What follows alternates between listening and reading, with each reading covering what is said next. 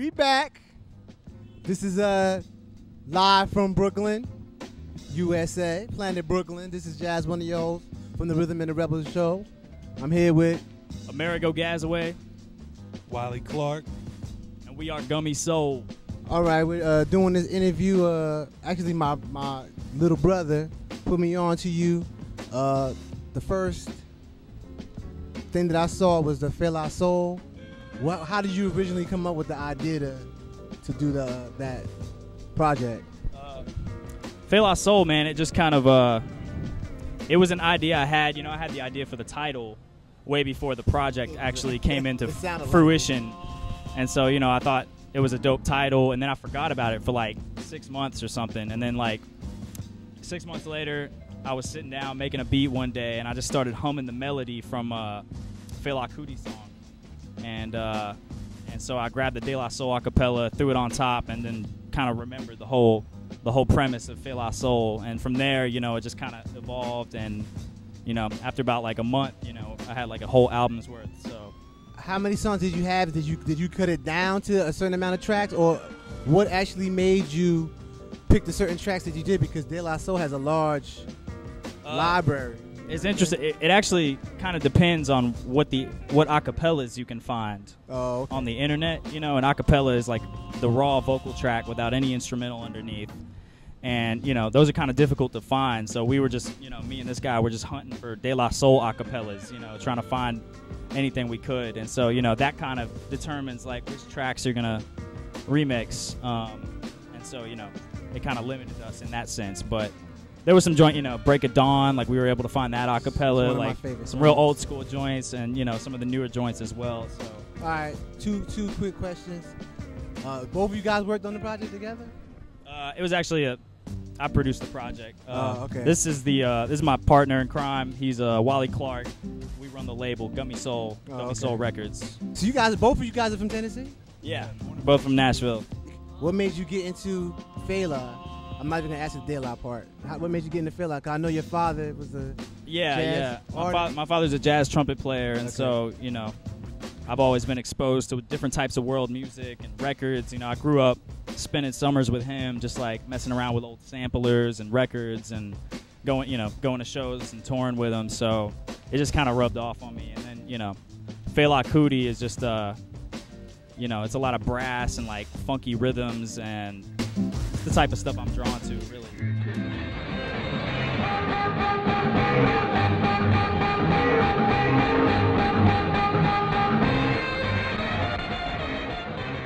The other project that you did was the Pharcyde Tribe joint? Yeah, Bizarre Tribe. How many tracks is that? I listened to that one too, but only one. That's actually, it's like 14 tracks, man. It was really only supposed to be like 8 tracks at first, because Delicious Vinyl, last year, Delicious Vinyl released this big box set for the 20th year anniversary of Bizarre Ride, and it came with like 8 different acapellas. And so when that happened, I was like, oh shit, I gotta remix, you know, some Pharcyde. And but then after I remixed those tracks, I kept finding more acapellas on the internet, and it just kind of grew and expanded, and so it kind of morphed into like a 14-track project where like the first half of it, the first side of the record is like the more classic Pharcyde joints, and then the second half is kind of like some of the newer joints that people might not be as familiar with. So yeah, they still touring. Yeah, go check out Pharcyde. They still touring. Yeah, man. We actually rocked with them at South by Southwest. Oh, this year? Earlier this year, yeah. They came out. You know, we met up with them down there, and they came out and rocked with us for a couple songs. And that's what's up. Yeah, that's cool. That's cool. Yeah, they've shown us a lot of support, man. I still dream about you. In and out of bed, I used to treat you like a fool in the daytime man. To the hot spots with the no-knocks, acting like robots, program, repeat. I heard the story. How did you get?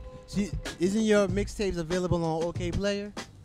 Yeah, actually, they were like one of the first big outlets to show us love. You know what I'm saying? Like when Fela Soul dropped, you know, we kind of like we sent it to them, and they were like, "Oh shit, this is dope! Like we really feel this." And so, so it's not true that you like kind of snuck in and handed the CD's request? No, that is true. That was the whole catalyst. That was the whole catalyst. I mean, I was working on the album. And then, you know, he told me that Questlove was coming into town, and I was like, man, Questlove has to hear this. Like, you know, this is just like something that he would appreciate. And so, you know, we snuck in there and like Wally's super tall, so he was able to like stick it up on the DJ booth, which was like 10 feet tall. You know, he jumped up there and threw the CD up there. I appreciate the hustle. Yeah, I really do. Yeah, exactly. I really do appreciate the hustle. So, what style of production do you use? You know what I mean? Like, what equipment do you use? What's your favorite like equipment that you like to use? Yeah.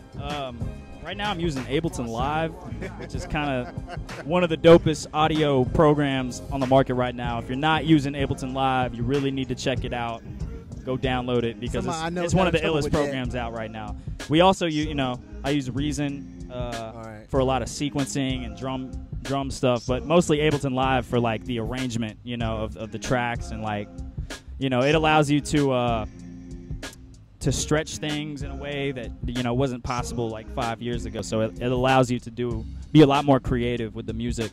Do you have like a favorite like era, like, you know what I mean, for as far as hip hop, like mid '80s, late '80s, early '90s hip hop? Obviously, I'm a big fan of '90s hip hop, but I was in high school from 2000 to 2004, so that was kind of my generation. Wally was like a little bit older than me, but so I'm kind of like still into new hip hop too. Like I'm a DJ, so I try to stay up on what's popping right now, and not just get stuck in the past. The first group I ever listened to was De La Soul, so that was a natural thing when we did Fela Soul. Which album? 3 Feet High and Rising, or which? 3 Feet High and Rising. Yeah, I got lucky and my friend put me onto it when I was 7.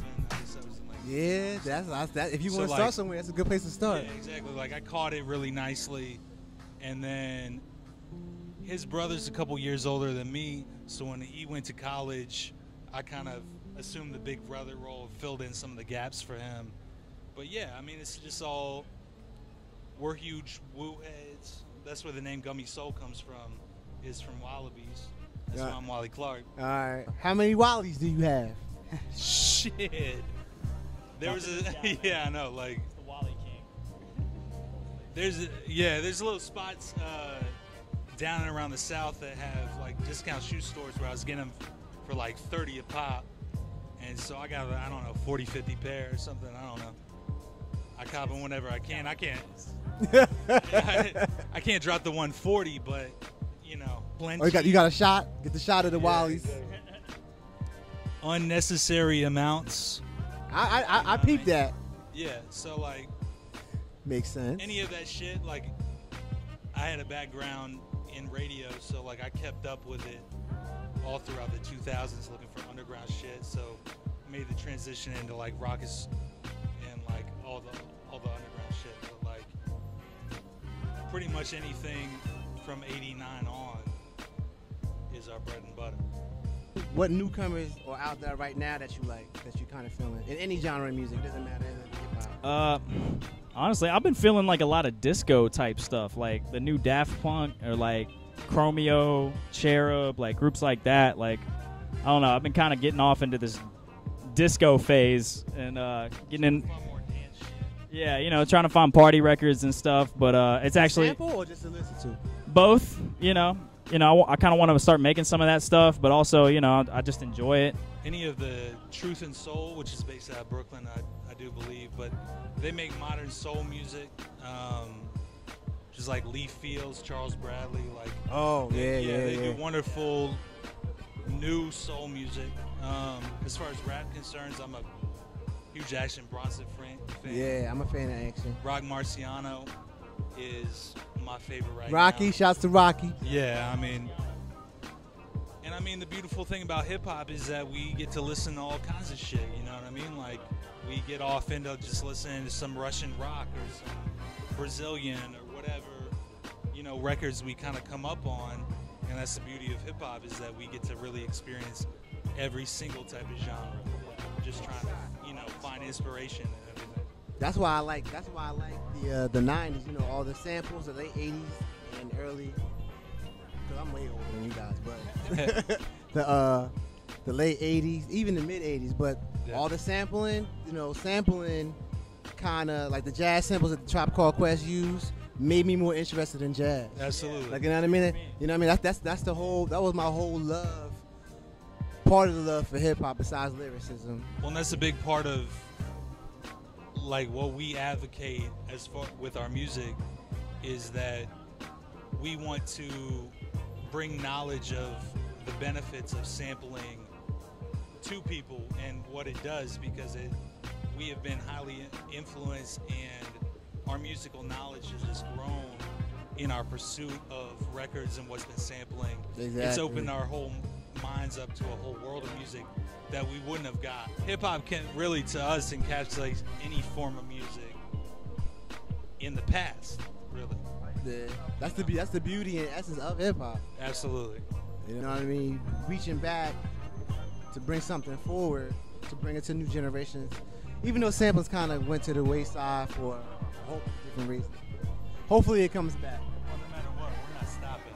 Exactly. Well, I ain't playing the fucking keyboard. You're not trying to learn. You don't play any instruments coming from Nashville? He does, but I do. What instruments do you play? I play keys. I play. I can rock out on a drum set. My dad's a jazz trumpet player, so I play a little bit of trumpet. What's for the future? Like, are you going on tour? You did South by Southwest. Is there anything else you're going to do in the future? Like opening acts or because I know you're doing this show tonight. Yeah. You know, we're on tour right now. We're playing Miami in about a month from now. You know, we're trying to book some dates for this fall. Maybe hit up the West Coast. You know, and in the meantime, you know, we're going to be working on our next project, which drops in September. And it's going to be another kind of tribute to some classic 90s hip-hop group that... oh, you keeping a cat in the bag? Yeah. Is it a group? Keep it on the low. It's a group, I'll give you that. And they were very popular in 1993. I'll give you that. That's all I can say at the moment. I can't think of anybody right now. But we're about to wrap everything up, so just give out your the website and the place how people can contact you, your Twitter. Yo, you can find us at gummysoul.com. You can find us on Twitter at Gummy Soul, Facebook, Gummy Soul Presents. And that's about it, man. Appreciate y'all having us. I appreciate you guys, man. This is Jazz Wonder, the Rhythm and the Rebel Show. Amerigo Gazaway. Wally Clark. Straight from Gummy Planet Soul. Brooklyn. We out. Peace. Yo, I'm Amerigo Gazaway. I'm Wally Clark, and we're Gummy Soul. You're rocking with the Rhythm and the Rebel Show. Peace.